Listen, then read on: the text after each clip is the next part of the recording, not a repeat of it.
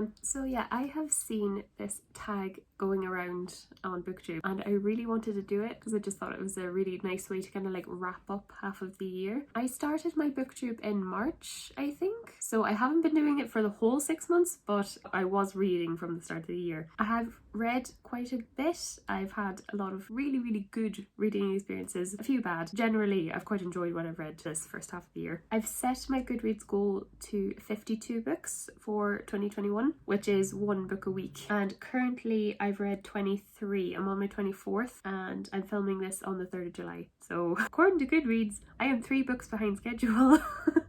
So yeah, I need to get on that. These questions seemed really interesting, so I thought I would give them a go. So yeah, I have my laptop with the questions in front of me and like books everywhere. So yeah, the first question is the best book you've read so far. So yeah, I have 2. The first book I read in 2021 was Emma by Jane Austen. This is just such a fun classic. Like, I think if you're not into classics, Emma is definitely very an accessible one. It's basically just about everyone getting the wrong idea and people matchmaking when they shouldn't be matchmaking. It's all about people's perceptions of what other people think. This book is basically just a matchmaking mess and it's so fun. It's definitely very well written. Obviously it's Austen, one of the most famous authors in the world. So yeah, I wouldn't be intimidated by it because it's a classic. There's definitely kind of the old English writing style that can be hard to wrap your head around, but it's really not too bad. Obviously with Austen it's a romance too. It's kind of a light-hearted fun romance. But yeah, it's just like a really interesting take on class, especially. Very big on class. The characters in this are just so well written as well. But yeah, it's just such a fun read. Nearly perfect. I think the only gripes I had with it were that some of the dialogue was nearly explained rather than said. I suppose the main romance as well is totally slow burn. totally slow burn. And yeah, it doesn't really feature until the very end. It's not a bit of a spoiler, but this is just, it's a fun read. I really enjoyed my time reading this and it's fantastic. I suppose it's kind of widely known that this is probably Austen's best work. I like Pride and Prejudice more, but I think it's just a little bit more dramatic, but this is a little bit more fun. And yeah, just an excellent book. The other best book I've read so far this year is Where the Crawdads Sing by Delia Owens. This is currently being made into a movie as well, and I think this became popular because Reese Witherspoon raved about it. But yeah, this is so excellent, so unexpected. I was just like inconsolable. I was like, oh my gosh. I was like on tenterhooks the whole, I'd say, last third of it. The pacing is a little bit slow. It's very detailed on Kyra's life. But basically this is about a woman called Kyra who more or less kind of lives alone, more or less completely isolated on this marshlands. And it's kind of set between 2 timelines. So you have Kyra growing up and then you have years and years later you have this murder mystery happening. So they seem really disjointed at the beginning, but as time goes on they really come together. It's so atmospheric. The description of nature is amazing. Yeah, it just like the tension had me on tenterhooks. I just said I'm dead in my Goodreads review. But yeah, this is excellent. It sold 5 million copies worldwide and I'm not surprised. Reese Witherspoon is the book influencer. Yeah, this was just an excellent book. So it's a little bit genre bending too. So you have a murder mystery element, definitely a romance, definitely kind of like historical fiction a little bit. Really talks about nature and biology an awful lot, and that's even interwoven into the story as well. Yeah, it just can really show the power of relationships as well, like, and lack thereof, and how that can affect someone's life and the perceptions of someone. It was such a good book. I couldn't get over it. But yeah, these 2 definitely 2 of the best I've read this year. Okay, the second question is best sequel you've read so far. For me, it probably would be Siege and Storm. So I read the whole of the Grishaverse trilogy. So this is the Shadow and Bone trilogy. So you have Shadow and Bone, Siege and Storm, Ruin and Rising, and Siege and Storm obviously is the sequel to Shadow and Bone. And I really enjoyed it. I mean, if you're aware of this series, I can't really say it without, because it's a sequel, I can't really say what happens because it's totally going to spoil it. But a character is introduced in this book and they are amazing. Take that what you will. Yeah, no, I can't say anything. I can't really give a synopsis or a review. Yeah, basically Shadow and Bone is following Alina. So she is living in this universe where there's people with powers called Grisha and people that don't have powers, and she believes she doesn't have any power until it's kind of forced out of her, and she discovers she's a Grisha. She's actually very unique. She actually has a very, very unique power that can actually help the world that they're living in. The country they're living in, called Ravka, is kind of war-torn. There is this sheet of darkness called the Fold, and Alina's powers could potentially help that. The first book is all about kind of Alina going to this academy and learning how to use her powers. Siege and Storm is a little bit more action-packed. The pacing is very, very quick. It can be, I've heard some people say that the pacing is a little bit off. Like, I was quite shocked at the beginning. I was like, whoa, we're straight in there with action. It really does pick up where the first book leaves off. But yeah, I adored reading these three. Really, really loved reading them. It's also a show on Netflix now as well. But yeah, really enjoyed reading the sequel to this. Sequels always have that, especially a middle book. It's kind of like, okay, it doesn't really have a start and end as much as the first and last book are going to have. It is going to be the centre book. But I do think this Siege and Storm really holds up, and I really enjoyed reading it. The new character introduced was brilliant. Yeah, loved it. The whole series, there's this definitely love triangle tropes. It's kind of the chosen one trope, but in a religious sense, which is quite unique, I thought. Yeah, this is just a wonderful YA fantasy. Yeah, so great sequel. So the third question is new release you haven't read yet but want to. I just picked this up this morning, and that is The Maidens by Alex Michaelides, yeah. He's from Cyprus. Okay, this is The Maidens. He wrote The Silent Patient as well, obviously really big famous novel. So yeah, this book, I've just heard so many good things. I've heard some people give it mixed reviews, but majority of people giving it a high rating. Yeah, I just seen it, I was like, oh, I need it. So I picked it up with my coffee this morning. So yeah, this is dark academia basically, and it's set in Cambridge. And yeah, I do think there is murder mystery / secret societies. There's a therapy group for grief that the main character is a part of. Apparently there's this teacher, and there's a group called the Maidens who's fascinated by him, and yeah, there's this secret society. So it ticks a lot of boxes. It's like dark academia, murder mystery, secret societies. Love those tropes. So this looks really, really good. I've never actually read The Silent Patient, but I've heard it's excellent, so I'm sure this will be good too. The fourth question is most anticipated release for the second half of the year. I actually don't know. My biggest one actually was Malibu Rising, but that has come out. I do have it. So I think that's the one I was kind of looking forward to the most. And The Maidens actually. So I just got them this morning. Does that count? But no, I don't really have anything. There is the Crescent City sequel coming out, but I think that's January 2022 that is coming out.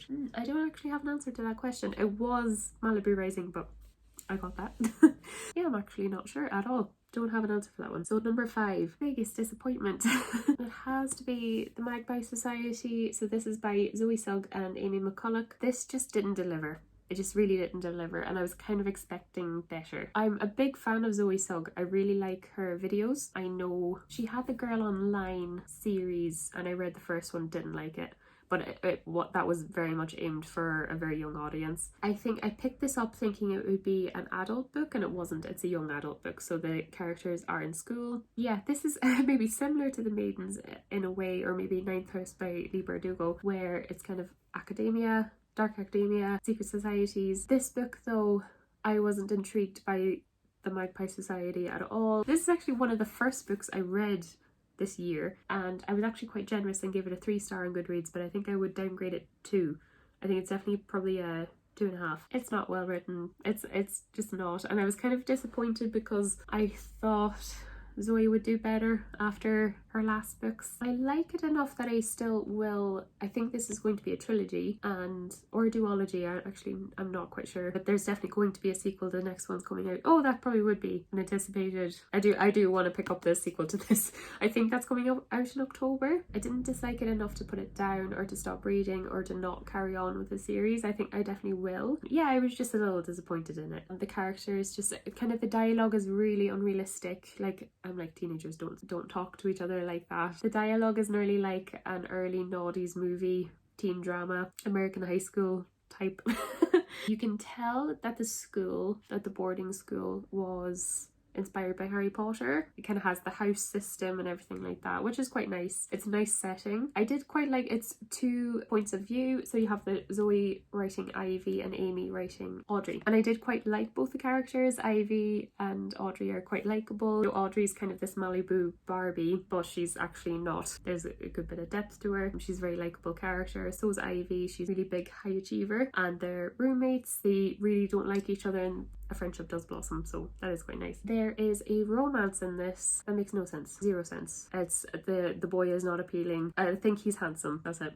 That was an I remember reading this, and like every male character in this apart from the gardener is described as gorgeous. And I was like, oh, for flip's sake. And I think I did say this in my wrap up. I think it was my January and February reads wrap up, where kind of everything in this book, there was a lot of setup for the school, and a lot of the dialogue was Audrey going, what does that mean? And the characters going, oh yeah, that's our word for cleaners. I don't know. There was I understand that schools can have their own culture, but this was just one too many quirks to the school. You know, they had their own kind of superstitions, they have their own sayings, and it was just one too many. It was just, yeah, I think the first half of the book is just that. But yeah, I don't really like the depictions of men in this. I really don't. It is a murder mystery, and that is quite interesting. It kind of all of a sudden very much picks up. The pacing is quite it's quite kind of maybe steady and then very quick towards the end. You're left on a cliffhanger as well. It's definitely a setup for a series, so it's definitely not a book that you can read just kind of by itself. You do need to kind of continue on. So I will pick up the next one. I didn't not enjoy this book. I think I was just a little disappointed. The murder mystery elements was very interesting. I do want to find out what happened, but the secret society, and obviously this is probably definitely a part of it, couldn't care less about it. So you have this society that the girls are trying to figure out what it means or what they do, and I'm like, I don't care. I did enjoy it. I did enjoy the process of reading it, but it did make my eyes roll multiple times. So yeah, just a little disappointing. Biggest surprise. Okay, so the 6th question is biggest surprise.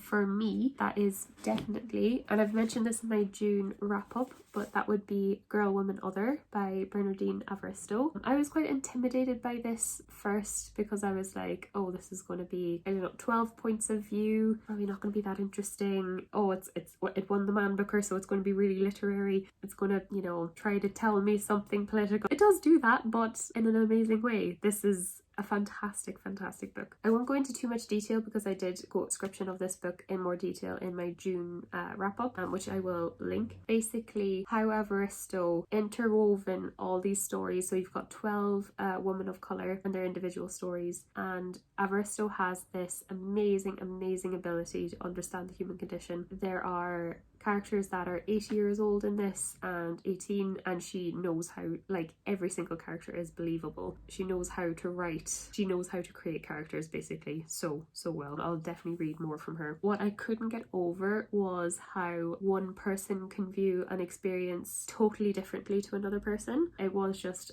eye-opening. It will give you so much empathy. There's a lot of discussions about race and feminism. Yeah, it was just very surprising. I was kind of expecting it to be a little bit boring. It really wasn't. Yeah, it is a very heavy book. I was surprised by how many heavy topics are in this. There's rape, there's depression, there's substance abuse, there is abuse within couples, everything like that. So it is a very heavy book, but so good. I was sobbing. And actually that is one of the questions. I'm going to skip down one of the questions. A book that made you cry was this one. This made me cry twice. I cried definitely, I think the second last, maybe was it the 10th or the 11th perspective, and then the last chapter is kind of a wrap up chapter. I bawled like a baby, and like the epilogue as well. I just cried. It ended so beautifully. Excellent book. Biggest surprise for me, definitely. But yeah, that's 2 questions in one. That's biggest surprise and book that made me cry. I suppose I will say another surprise was Shadow and Bone. It really was. I wasn't expecting, you know, I was kind of like, oh, young adult fantasy, it's probably fun. But yeah, I was just kind of blown out of the water by how much I enjoyed it. And I think I got caught up in the hype of the Netflix show releasing. It was a huge surprise to me how much I'm like, oh, I love this world. So yeah, that was a big surprise for me too. So the 7th question is favourite new author or new to you. So for me, not a new author by any means, it probably would be Kazuo Ishiguro. So this year I've read Never Let Me Go and I've read Clara and the Sun. This is his new release. Both are kind of speculative, futuristic, sci-fi nearly books. Yeah, both of these books are definitely our world, but maybe this one new thing that could be introduced. Both of them do read like a Black Mirror episode nearly, where you're like, oh wow, that's very futuristic, but that could happen. You know, it was very much the case for these two books. He just does it so well. He does it so well. He did win the Nobel Prize for Literature. I really want to read his back catalogue. I will read whatever he releases in the future as well. Both are kind of scary and eerie in a way. But yeah, especially now I do think Never Let Me Go is better than Clara and the Sun. Never Let Me Go, like the reveal is so kind of shocking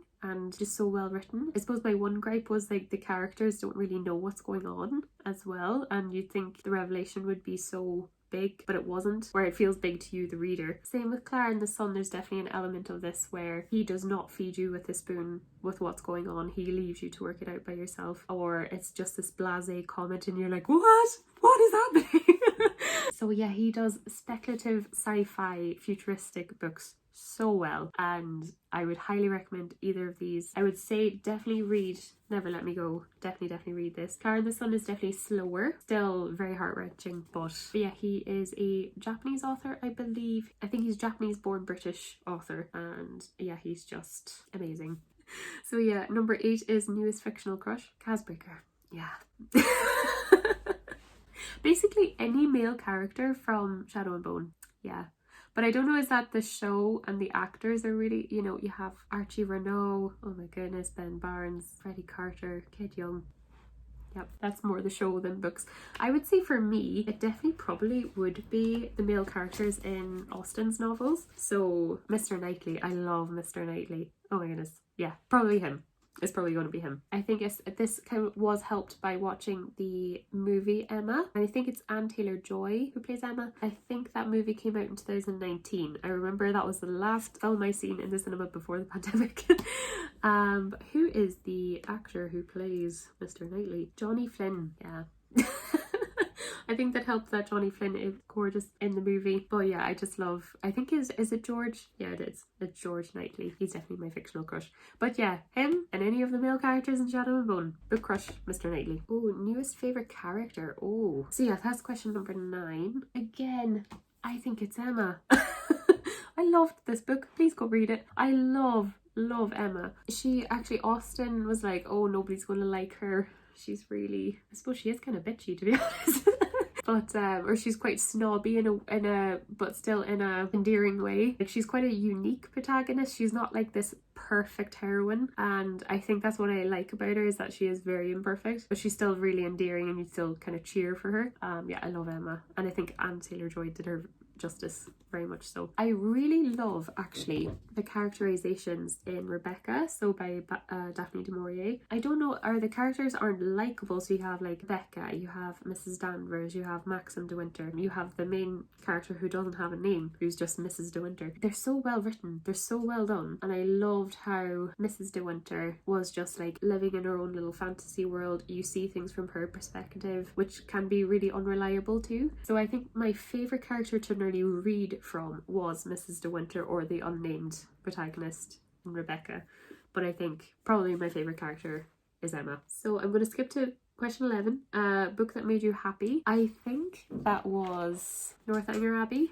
Definitely Northanger Abbey by Jane Austen. So this is, I think this was Austen's first book, but it was actually published after her death. So I don't know if she even intended to publish this, which is quite funny. Yeah, so this book is kind of a satire on Gothic novels. So you have a main character, Miss Morland, and she is obsessed with books, and she thinks, nearly similar to Rebecca, she kind of lives in this fantasy world where she thinks like these abbeys are haunted, or this person murdered someone, or you know, but actually in real, you know, it's kind of a satire on that these things are unrealistic and none of these things happened. So yeah, it was quite fun to read.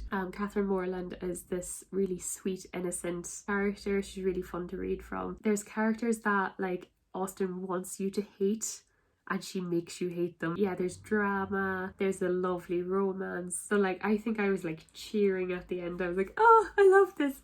So yeah, this definitely made me happy. Really enjoyed reading this. So number 12 is most beautiful book you've bought so far this year or received. I would say I've got a few. The most beautiful book I've bought definitely would be Alice in Wonderland. So this is who is the company? Yeah, it's Harper Design that do these books. They do a lot of fairy tale books, so they did Peter Pan, Beauty and the Beast, The Secret Garden, all of these ones. But this is just so stunning. So you have the story, you have these beautiful illustrations, you have these kind of interactive elements as well. So I think you have Alice growing, so you can kind of like pull her leg and stuff.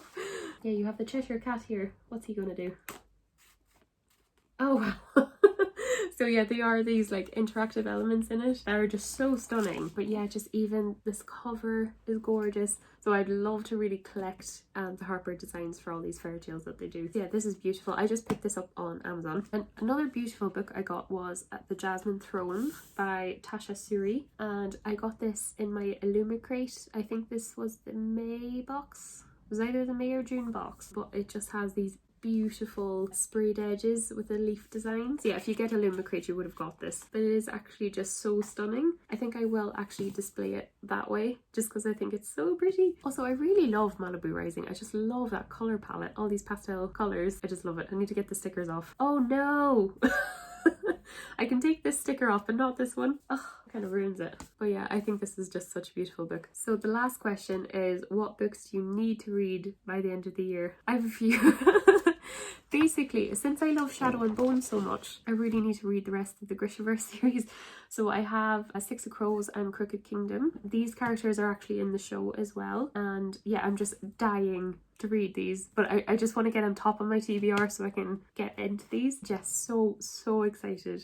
I have to get into them because I know I love the Shadow and Bone trilogy and I've heard that these are better even. So yeah, it's set in the same Grishaverse universe, but I think it's a few years later and it's all new characters. Yeah, I can't wait. So I think this is a band of criminals basically, and they pull off heists and stuff, and yeah, I know this is very character driven and I love character driven books, so excited to read these. I know I'm going to like them because I know the characters from the show, so I'm kind of like, oh, okay, I'm gonna like them. You have a second duology as well. So there is the King of Scars and Rule of Wolves. The character that I alluded to in the second, in Siege and Storm, is the main character for this, I believe. Can't wait. I don't actually know what happens, but I know it revolves around the character that was introduced in Siege and Storm. So very happy.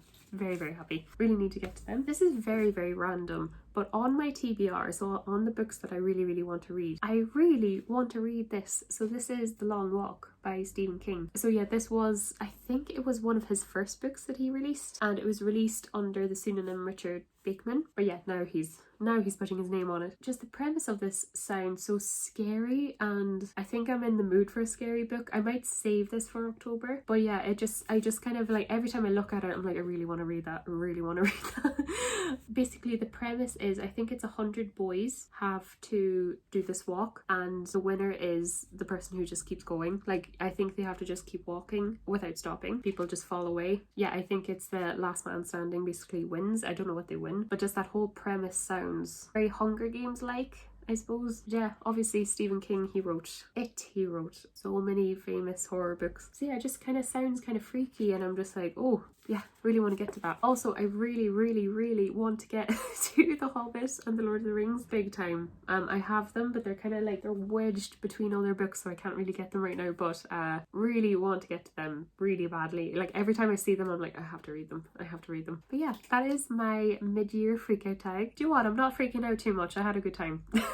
I think the only thing I'm freaking out about is that I need to get to the Grishaverse series and need to read Six of Crows. Really need to read it. But yeah, I'm a little bit behind, but not too much, so I feel like I will reach my Goodreads goal of 52 books. I had a great first half of the year reading, and I really didn't have too many bad book experiences. I just hope the second half is as good as the first one. So yeah, this was so much fun. I have a Goodreads and a Bookstagram. I will link them in the description as well. Thank you so much for watching, and I'll see you guys in the next video. Bye!